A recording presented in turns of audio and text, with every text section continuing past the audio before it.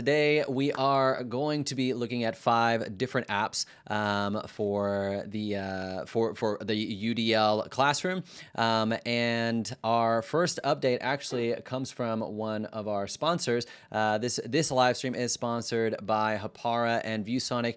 We're going to talk about Viewsonic in a little bit. But did you want to say, have you used Hapara before, Sam? You said you had some experience with Hapara before.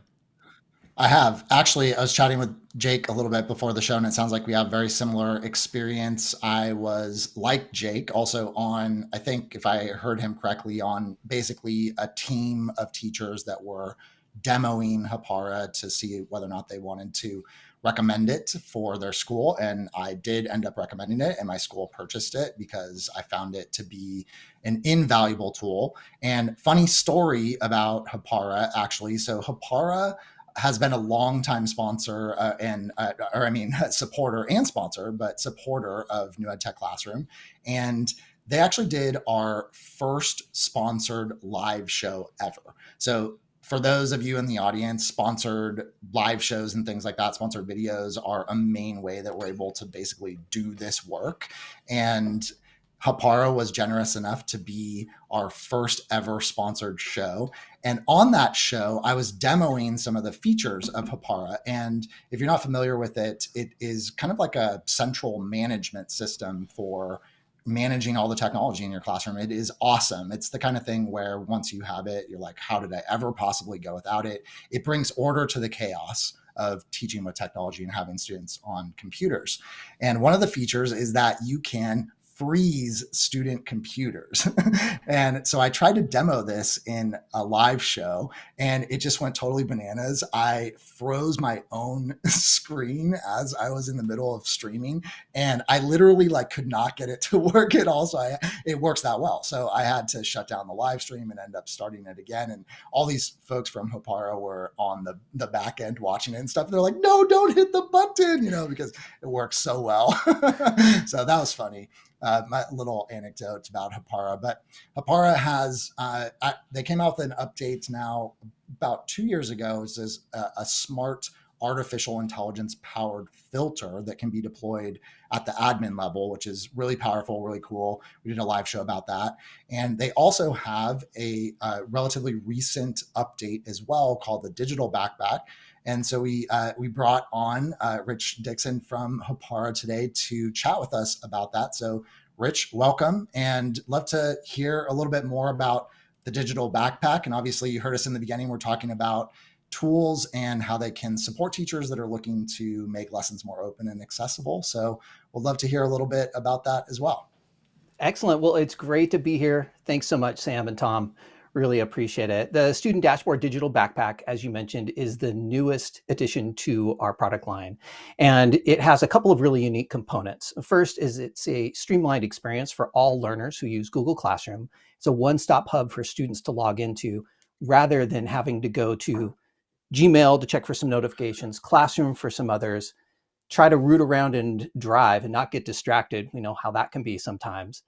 Totally. Especially for students that accidentally move content in or out of folders and kind of the sidelining of focus that can create. It puts all of those assignments, as I mentioned, in Gmail and whatnot into one mobile-friendly location. So again, students can use it on any device. Of course, it is accessible for all students, meaning that it's compliant with international accessibility standards, connections to UDL, which we might talk a little bit about later. And it's a flexible option for distributing digital content, such as textbooks, open educational resources, which is where I spent most of my time talking about that. And it really gives learners the ability to learn executive functioning skills and manage their workload in a developmentally appropriate way that helps us actualize one of our big passions, which is the differentiation of learning. Yeah, and I know that one aspect of the digital backpack that is newer and that you've introduced as part of Hapara is this what you mentioned about making text accessible. So I'm curious to know a little bit more about that and how that works, kind of how the technology works, what you're doing with books, how you are making reading more accessible for students through the Awesome. digital backpack. That sounds great. I might share my screen and just kind of walk us through a few things. And I'm going to share just a slightly different screen than what I just originally pulled up there. So it might take me a quick sec. Here we go. All right. Let me know, Tom, if that doesn't pull up for you. There we go. Super. Well, this is the Student Dashboard Digital Backpack interface, which again just requires an existing Google account for students to come to. They can use this on any mobile device. We can take a look here at a backpack. It's virtual. Students can filter content by their class or their subject area so that there's less clutter. And they can access, as I mentioned earlier, a number of different resource types. But to get to your question, Sam, I'm going to do a little bit of a bird walk here. And I'm going to show us an example of an open educational resource, a PDF that might be used. I come from the project-based learning background, and so I'm always thinking in PBL terms. If you're not familiar with that teaching methodology, students use a inquiry-based approach to do a number of different things, including solving real-world or meaningful problems. And this is the type of example of an OER that I and many teachers go out and find online. We know roughly from some research that the RAND Corporation did that roughly 6 to 9 hours a week of time is spent by educators going out and finding resources, either to supplement or be their primary or core curriculum during the school day. So here we are. I found this particular resource on the U.S. Department of Environmental Protection Agency's website. I'd love to bring it into the classroom, but like a lot of OER and a lot of digital materials, it's not optimized for every learner. Particularly when we go down to this second page, I start to see some things, including some numbers that don't really correspond. There's no other numbers here. There's no page number. So as a teacher, I can't necessarily reference a number or to help students turn to. And then when I get to the second page, it starts to kind of come together, but this graphic is kind of all chunked up and broken up, and not all of the links work. So when content is uploaded into the Student Dashboard Digital Backpack, let me refresh here. What we get is, and this renders things in real time, it's going to take that particular OER and it's going to render it in such a way where it has page breaks and actually page titles here, and I apologize for the delay. There we go. So this is that same thing. Teacher uploads it. They don't need to tell us or anybody else what to do. We take care of the design portion for them. So let's go to that split page that we looked at. We've unified that. The teacher didn't need to tell us that. We have instructional designers and accessibility specialists. Notice that the text is much larger now and meets accessibility requirements. We can still access any of the content that in a form like it was originally by going down to the very bottom of each page. And we can use the browser's print capability if for some reason we need a print or hard copy of it. Also important again is to note that these sections have been created. And then I'm going to do a little simulation here. If we were to look at this on a mobile phone, it would look roughly like this. Notice how automatically a table of contents is put up here. It's very easy to read and to navigate from page to page and meets the kinds of expectations that we would need. So again, if I were going back and looking at the original version and trying to do that same thing, watch what happens. Really tough, if not impossible to read, doesn't meet accessibility standards, and is a really difficult navigational piece. So again, the magic is taking any digital content, uploading it, and then being able to have that conversion happen automatically so that people don't need any special skill sets or any special software to do that. We take care of all of that. And then again, they can assign it instantaneously to their students using the website, mystudentdashboard.com, on any device. And it pushes out in real time. Students don't need to refresh or anything else. And it's all integrated with Google. So students just use their existing Google login to be able to access it. And that's the fast version of what Student Dashboard Digital Backpack offers. Tom, can you pull up my screen share for a moment? I just want to show the UDL framework here. So I think oftentimes when we're talking about universal design for learning, we're talking about kind of an abstract idea oftentimes, and it can be challenging to know exactly how to put some of these ideas in place. And so if we're looking at the guidelines, which, they can, to be honest, it looks a little bit overwhelming, I think. And to me can often be actually a reason why a lot of these ideas kind of stay in the realm of theory. But what we just saw is actually an excellent example of how we can actually implement this idea here, Rich. And of course, correct me if you think that it's hitting kind of another area. But when you were talking, I was just thinking about how teachers can actually go about this process of providing options for perception and providing options for how information can be displayed.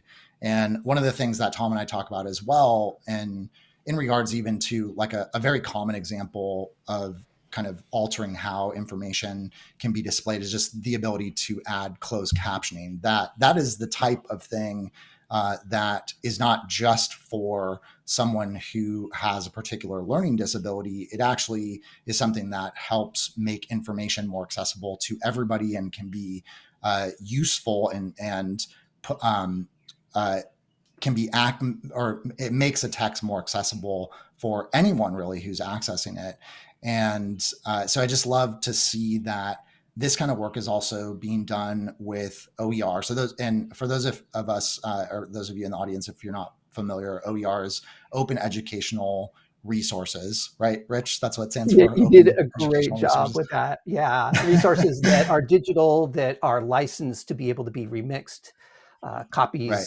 made and retained so that it fits the needs Right. of our classroom, amongst other things. Yeah. And if I can real Right. quick, Sam, I think one other thing to mention is back under action and expression. One thing I didn't spend a lot of time on there in that quick overview was that there's, in addition to being able to filter by content, we can filter announcements and assignments, emails, returned work, all within a whole nother section there. And I think that really attends to Totally. the executive function Yep. component of UDL, specifically around supporting strategy development and working through content and helping students to be able to manage their information, their own workload.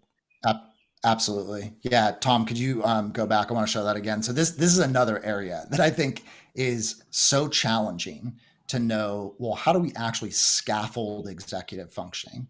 It's not just doing executive functioning for students, but how do we scaffold it? How do we facilitate the managing of information and resources that, as a challenge, becomes amplified to infinity once you start adding digital resources? And I have to say, Rich, like that is absolutely the reason why I ended up recommending that we get access to Hapara, and why I feel like it's the kind of tool that, like I said before, brings a kind of order to the chaos of teaching with technology. When you have links that you're trying to manage, you have all this stuff that's like over in all these different disparate locations.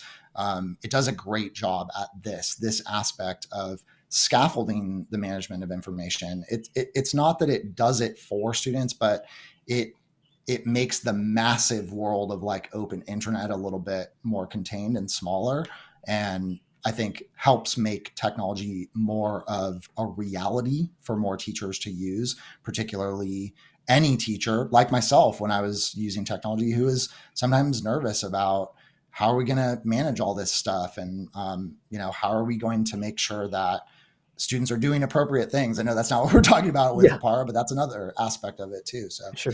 Jake, I know we have on as well right now, is a Hapara user. Curious to hear from you, Jake, as well. If this is the first time you've seen the digital backpack, if you've seen this kind of digitization of the OER resources in this way, if you see any ways that you can envision how having text kind of displayed in different ways and manipulated would be helpful for you and your students and the teachers that you work with and all that. Yeah, I think it's super helpful. So my what I'm familiar with Hapara is the base kind of options, which are the management of the Chromebooks, the getting links to students directly on their screens, the maybe freezing the screens, maybe monitoring what they're doing, which I think all of those things are huge and super important. I think a lot of people think that using those aspects of Hapara is just kind of playing gotcha with students and keeping them from doing the wrong things. But in reality, I believe in order to help these students develop their skills to use technology appropriately in the classroom, we have to be able to know what they're doing, right? We have to collect that data. We have to formatively assess their tech uses, and we have to put up these barriers and things like that. But the idea of this backpack that truly is UDL, like you're saying, Sam, because it makes things more accessible to all students in a variety of different ways. So I think that's huge in adding on to what the original kind of thing Hapara was, and now creating this really sound educational platform for students to learn and process information. And I think this is great to see. Oh, that's great. Yeah, I love and the idea of something, scaffolds. Sorry there, Sam, that you no just problem. jumped on, Jake, because I think that's absolutely spot on. Being able to provide the scaffolds in a very practical way, to your point, Sam, as well, is something that we're really trying to do there. Yeah, what I was going to say is something that I love about Hapara is this ability to demo it as a school. You can contact them and they'll set you up with essentially a trial. So you can really see, is it something that works for us? And it's incredibly powerful. Like Jake was mentioning, all these other ways that you can support students with teaching with technology. I think of it as legitimately an indispensable tool, something that all teachers, all schools really should be making use of, particularly if you're a G Suite school, you got to have Hapara. Yeah. So thanks so much, Rich, for coming on. Really appreciate it. Thank you. And yeah, check out Hapara. Request a trial for your school, request to do a demo, and check out the digital backpack. It's got some awesome resources that I think are really pushing us forward and looking at how do we continue to make text more accessible for students and ultimately support their comprehension and increase learning opportunities for all students. So it's great to see. Great. Thanks so much for having me. So next up, I want to chat with Jake Miller. I know we talked a little bit to Jake in the beginning about his answer to our question about whether or not you would cut off your hand or whether or not you would want to give up all of your technology. But Jake Miller is the host of a very popular podcast, Educational Duct Tape. He is also the author of a book by the same name, Educational Duct Tape. And Jake Miller has a brand new podcast called the Edtech News Brief. So Jake Miller, welcome to the show officially.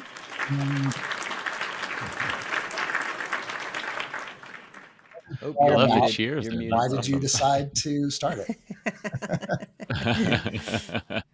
I was enjoying the cheering there. I wanted to let that go as long as I could there.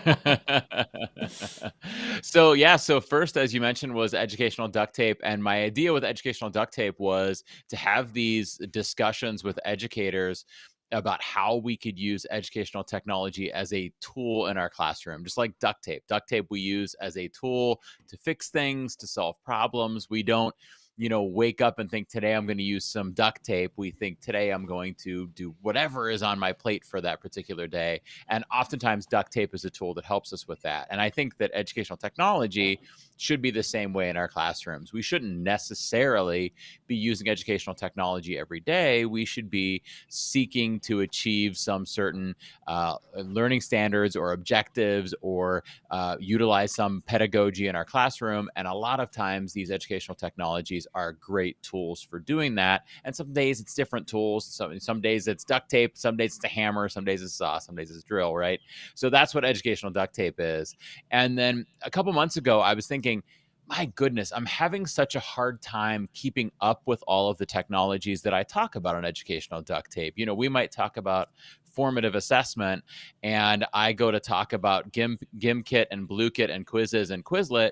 And I realized that before I start recording the episode, that all four of them have new features and have changed one of them's changed their pricing model. And one of them now has something for free that didn't used to be for free. And one of them added a UDL feature, and all this stuff is happening. I'm thinking, goodness, if I'm having a hard time keeping up with all these changes, and educational technology is my jam, I think it's my hobby, it's what I do for fun, is think about educational technology. If I'm having a hard time keeping up with that, what about the teachers that are full-time in the classroom and maybe aren't that into educational technology? How are they managing to keep up, right?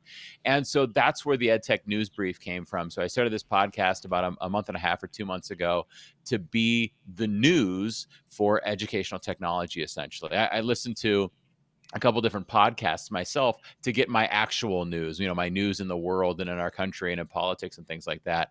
I don't have the patience to listen to a 1 hour long news segment or radio show or podcast about what's going on in our country. But 10 to 15 minutes a day, I can handle that, right? Small, bite size. I know the basics of what's going on. And then if something really piques my interest, then I can go research it more. So that's what I wanted to provide for educational technology. So the Edtech News Brief is my place where every episode I talk about 3 or 4 or 5 different things that have changed recently, no more than 16 minutes or so to talk about what's new, what's changed. And so that's the goal, is that way the educators don't have to spend any time looking for this stuff. They don't have to surf Twitter. They don't have to go to the conferences. They don't have to read all the blogs. They don't have to read all those emails they get from all the tech companies. They could just listen to the podcast or watch the YouTube video version of it and know what's happening, know what's changed. I'm hoping that service that I'm providing for them makes this a little bit easier to digest and take something off their plate is really the goal here.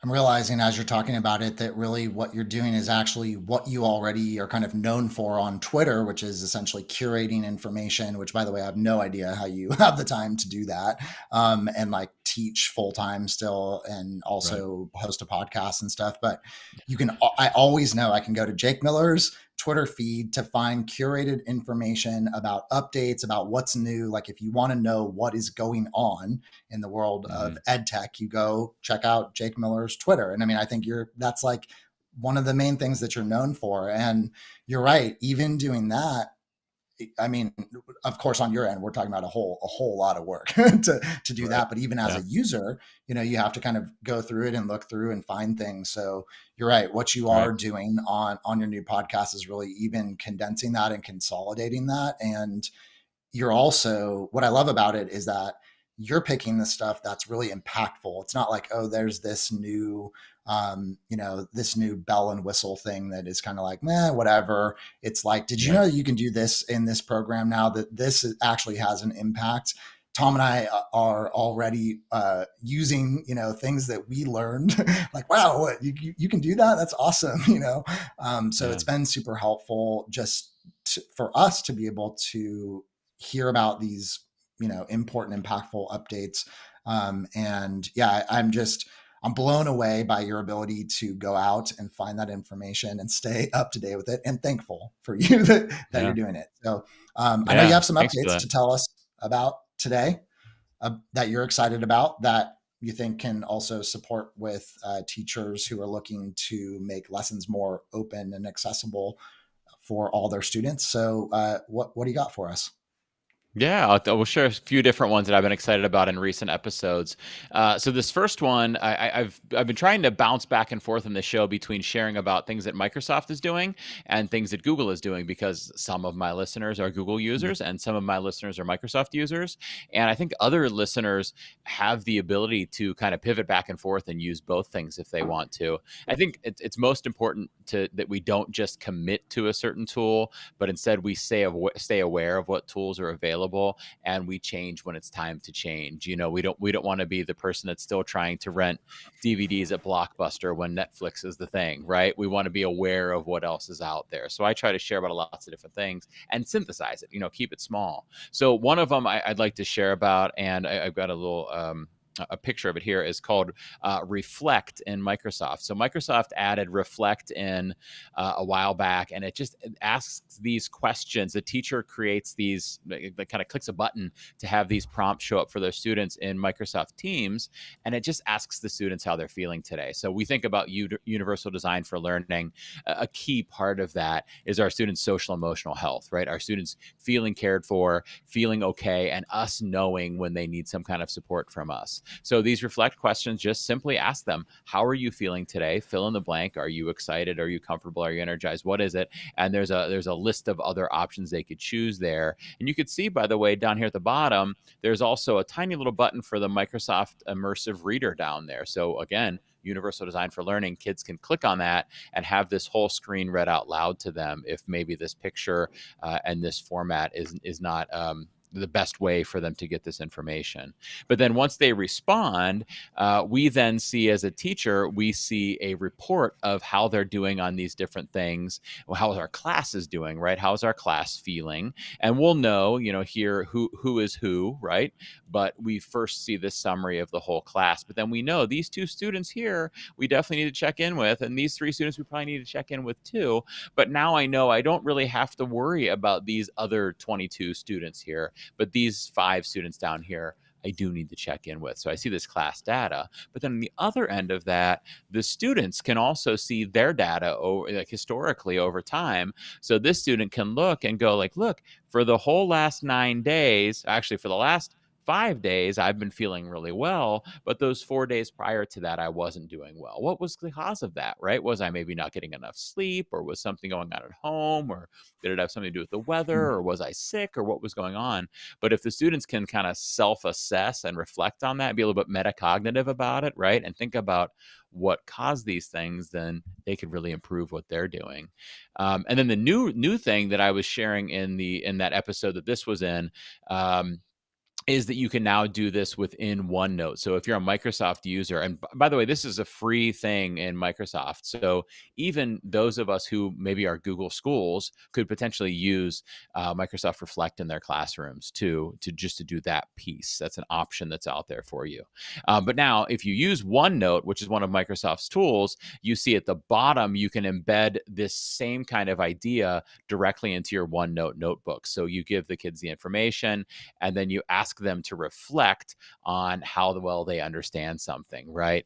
And tell them what they're reflecting on, and tell them what you're asking them about. And then they click the face, and then you get data not only on how they're feeling, but formative assessment data on how they're feeling about the content, right? So the Microsoft Reflect is kind of a standalone thing in Teams, but it's also built into OneNote here for the students to reflect, within the content. So you get kind of both pieces of it.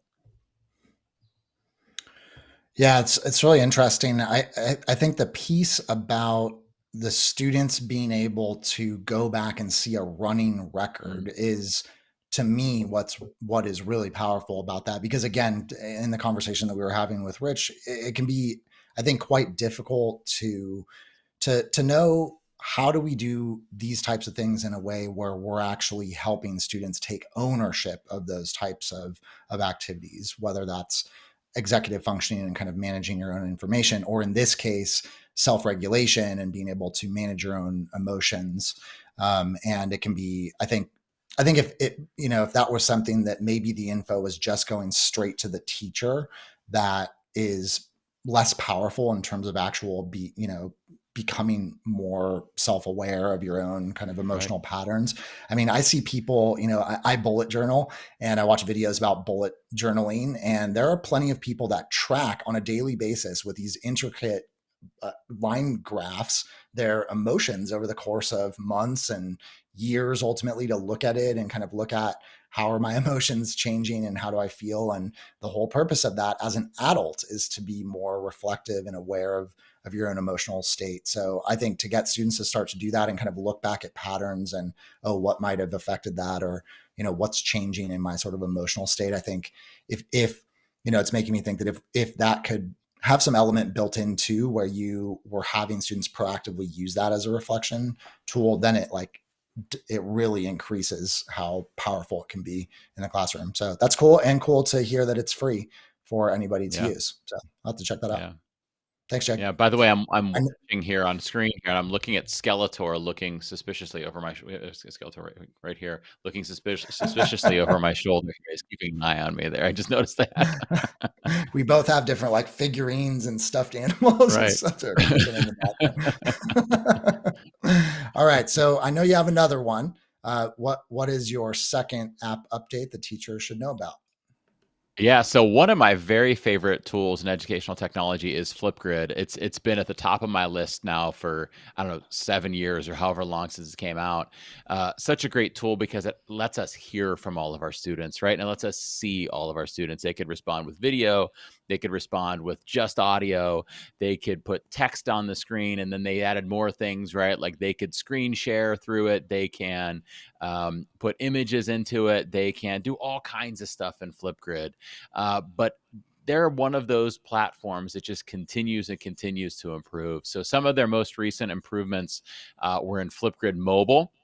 So a couple different things they did in the mobile version of Flipgrid, which has always been, to be honest, a little bit clunky. Like, it's just been, there's an app, but the app didn't really do much but send you to the mobile browser of Flipgrid. But now they're really upgrading that app. And so some of the upgrades that I'm going to share with that, first here, they now have notifications, which seems like a very basic thing, but it's nice now that if you're a teacher that works mostly off mobile, or maybe a student that works mostly off mobile, or maybe you're in a school system that uses iPads, you could use this mobile app, and students can get responses, get notifications, when there are new topics, when there are new responses in your group and things like that, and you have those notifications popping right up. So it makes it a little more accessible. Now, some of us teachers might not want that on, right? Because we don't want to be seeing that all the time, and we want to be able to disconnect from the school stuff. I totally hear you. I'm the same way.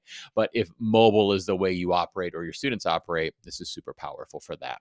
Okay. Another thing too, that one of the things I mentioned about it formerly being kind of clunky in Flipgrid, is you used to click on a link to a Flipgrid topic or a video to go see it or maybe respond to it, and it would just open up in the browser. And I was like, why do I even have this app if it's just going to open up in the browser? Well, now there is the option of opening in the app, and it works really well in the app. And that app, by the way, added one of my favorite features, which this is a small one where you mentioned just the small updates, but this is a small one that means a lot to me. I love dark mode in my apps. So now they have dark mode. That was another huge one. But they also added in an activity feed. This is where I could see all of the things going on in my different groups. So maybe somebody responded, or somebody joined, or somebody added a topic, or somebody added a video, whatever it might be. I could really quickly see all of these different things here. And if I'm managing a lot of different Flipgrid topics and classes and things like that, and have a lot of stuff going on, it's nice to just be able to see like what's happened since I was last in here, right? And not have to go searching to find all the different responses and things like that. But I think the big thing that's changed in Flipgrid is that now students and teachers can just record videos without a topic, without anything, without a question, without a prompt. This used to be possible for teachers in what are called Flipgrid Shorts, but now there's just a camera. They don't even call it Shorts anymore. It's just Flipgrid Camera. And now it's not just teachers that could do it. It's teachers and students. You could see here in this picture, the screenshot of the app screen, down here at the very bottom, there's a circle. Looks a lot like in Snapchat or something like that, right? You click that button and bam, you have the camera open. And Flipgrid Camera is awesome. It's got so many different features in there. It's got filters, it's got text, it's got stickers, it's got screen sharing, it's got all kinds of stuff. You just open it right up, record it from right there. It gives you a link. It's automatically hosted on Flipgrid server, and then you could send that link to whoever you want to. So you want to tell your grandma how to set the VCR to tape Wheel of Fortune tomorrow, you could just record that video in Flipgrid and send it to her. Is grandma really still doing that? I don't know, maybe.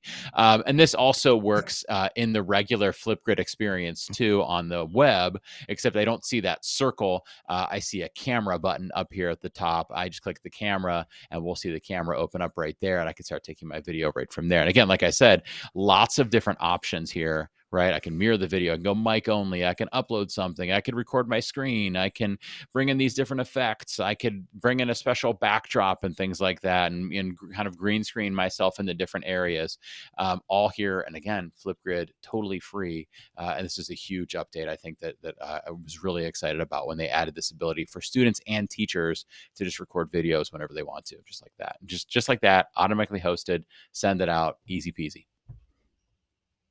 I think it's really smart that apps are boosting their mobile presence, making their mobile apps more functional, because I think something that is easy to overlook is how much young people today process the world through their smartphones, not necessarily through a laptop. And so I know that, can't exactly get into the debate right now about whether or not smartphones should be allowed in schools. I firmly land on the side of yes, in a particular way. And that might depend on the grade level, but that at some point, if we look at the purpose of school as preparing students for the real world, we want to teach them how to use the devices that they're going to be using in the real world to, filter information, access information, things like that. And so to have now a tool where a student can do a lot of the things that they might do in their social life, making videos and things like that, but have it be for academic purposes using that same device, I think is the way of the future. And I think more programs need to be thinking in that way as well, to kind of, really, really help bring this kind of authentic learning to students today. And I know whenever I used Flipgrid, it actually was a lot more common that students would want to record their videos and stuff like outside of class in the same way that they would if they were recording another type of video. So yeah, great to see that they're making some updates to the mobile version. And I agree, all the updates to the camera are, every time they update the camera, I'm like, man, that is, it's incredible, and It really is. so great that you can use the students can use the shorts version of the camera now. So Flipgrid always kind of on the cutting edge for sure. Yeah, So and I was thanks. actually And I was actually pretty excited too about the idea of like being able to, like, when a student said they turn something in and then you have to go hunt for it, as opposed to just being able to go to their profile and then like find Right. it. Like, such a time saver. But before Jake gets to our third one, I did want to share something about our other sponsor, Viewsonic. Viewsonic. The thing that I have been really, the board right behind me is a Viewsonic board, but before we got connected to them, I didn't even know the world of the products that Viewsonic had.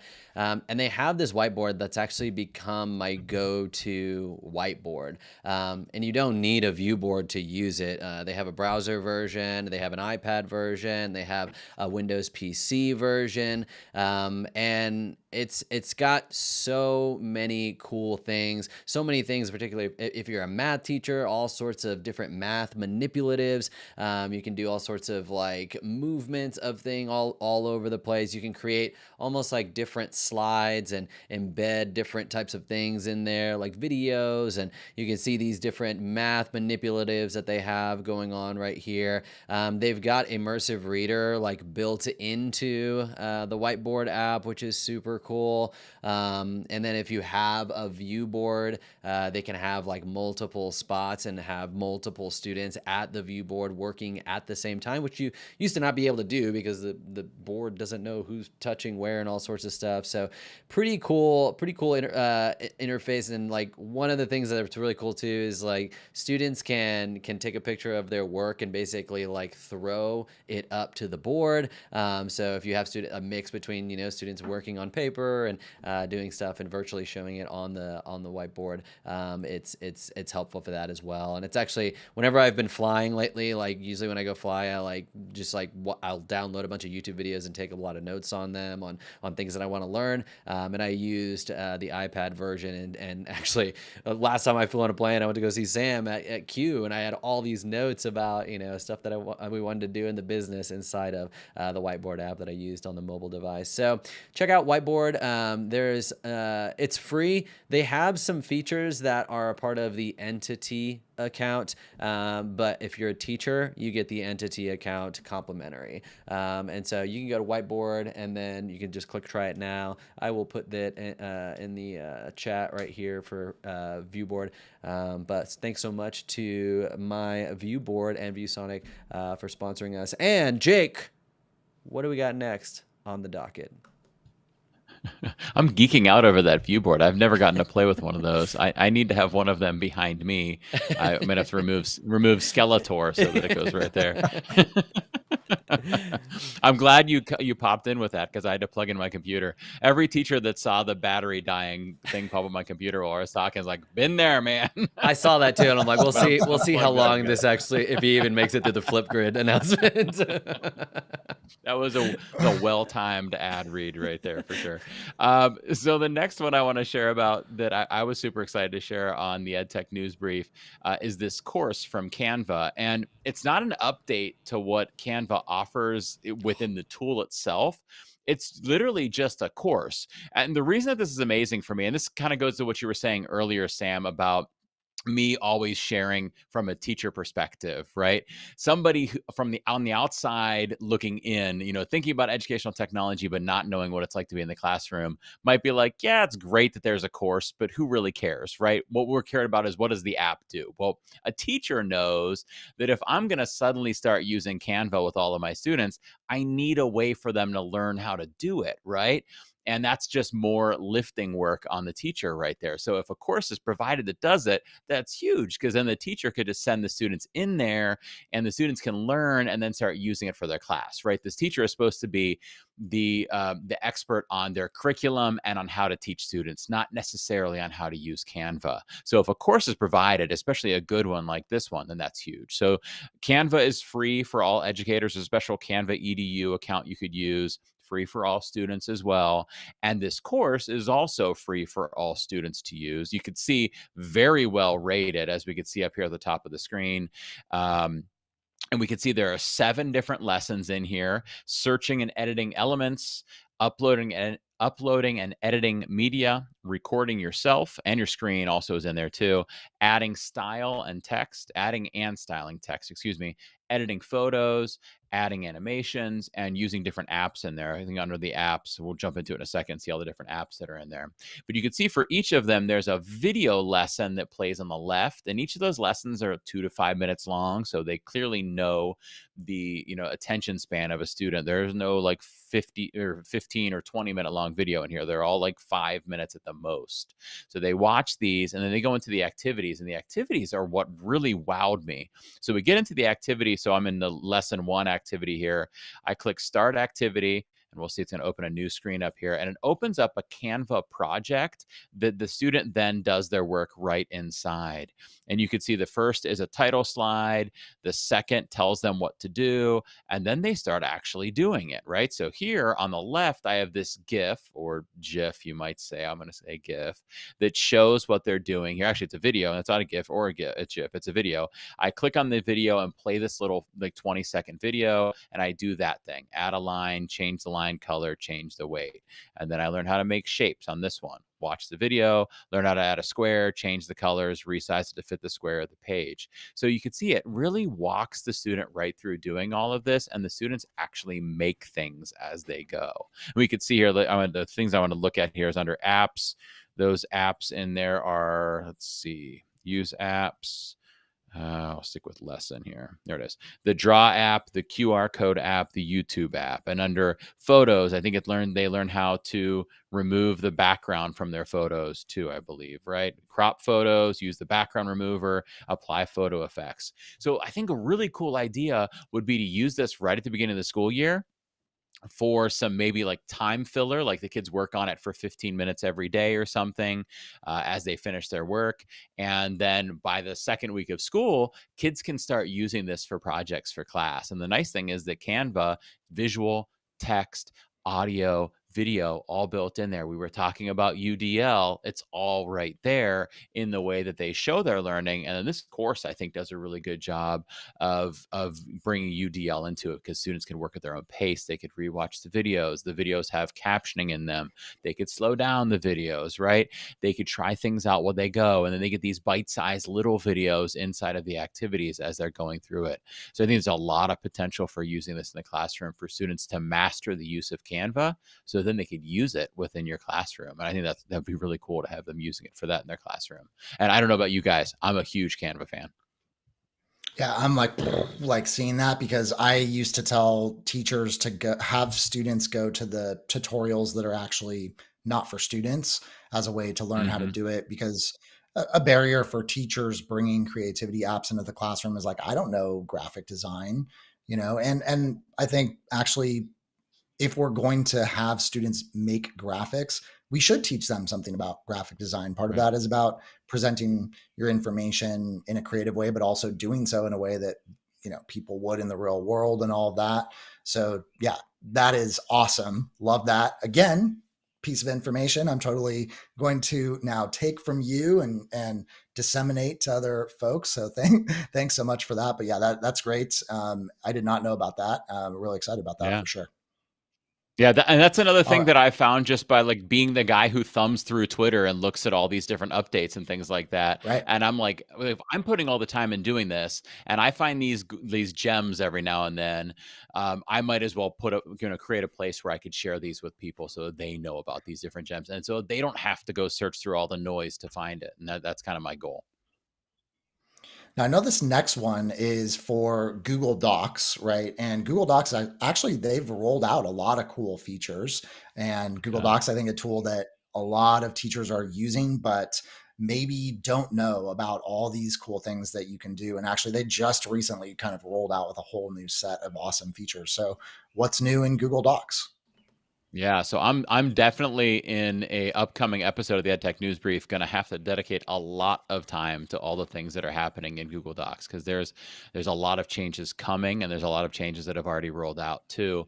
But the one that I am most excited about is drop downs, adding drop downs into Google Docs, pretty much like multiple choice questions inside of Google Docs. So the easiest way I think to access that is the Smart Chips menu. So that's where you hit the @ symbol in Google Docs.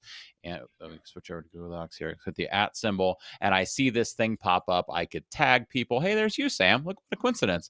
I can little coincidence there. I can add in some different building blocks. I can link to a different file. I could add in lists and things like that. So these are a lot of different things that I could do up from in the regular top menus of Google Docs, but I could just kind of do it as I'm going. So for example, if I wanted to, let's say, add a checklist, I could type @ and start typing checklist, and it's going to come up, and I'll be able to just hit enter and add that checklist as I'm going. So that's kind of the idea between Smart Chips, is making that super quick, kind of like a short keyboard shortcut as we're going.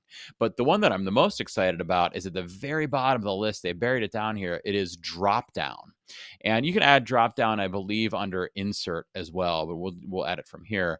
And inside of here, I can add little drop down menus for my students. So you can see I've got some ones that are presets. They came from Google, already ready to go. And then I can make my own new one. But before we make our new one, look at the options that are here. So you can see these each have 4 different options. They have text, and each one has a different color to it. So you could see you could assign text to the drop-down options, and you could assign a color to it. So I'm going to add a new one, and I'm going to give this a name so that I can come back to it in the future. Let's say I just want this to be, just for making something easy, I want this one to be just true or false. So that's going to be what this one is. And my first option, I'm actually going to make a blank. So it's a tip I learned the other day. That way your top option when you start the drop down is a blank. And like, maybe let's say I make this black. And then my second option is going to be, I think the answer is true. And my third option is going to be, I think the answer is false. I could spell false, and I'll make this one red or pink, and I don't want a fourth option. Now, I tested and was able to add 30 different options one time, and I got tired of clicking new option after that. So I think it's unlimited, but it's at least 30. So who knows?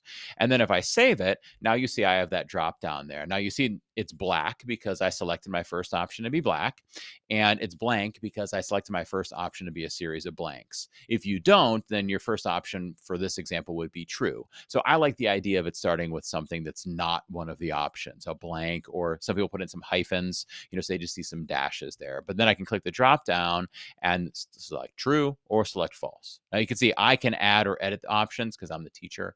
But for my students, I want them to just select different things here. So select true or select false. Now, the nice thing is once I've made that, I could then copy this. So I just select it and click Control C. I'm on a Mac, so I click Command C.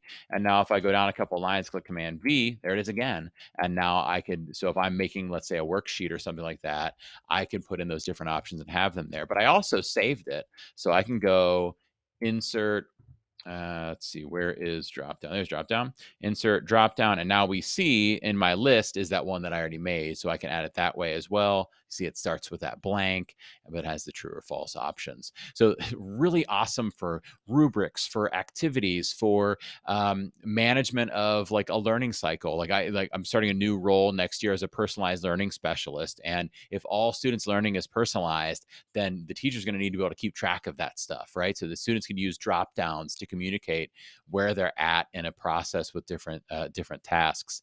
And this is something I've always loved in Google Sheets, is that you could do this, but I really wish there was a way to do this in Google Docs. So when this came out, I was surprised there wasn't more fanfare about this, because this to me is just huge, and I think there's a lot of different opportunities for using this. Do you guys agree about how exciting this is?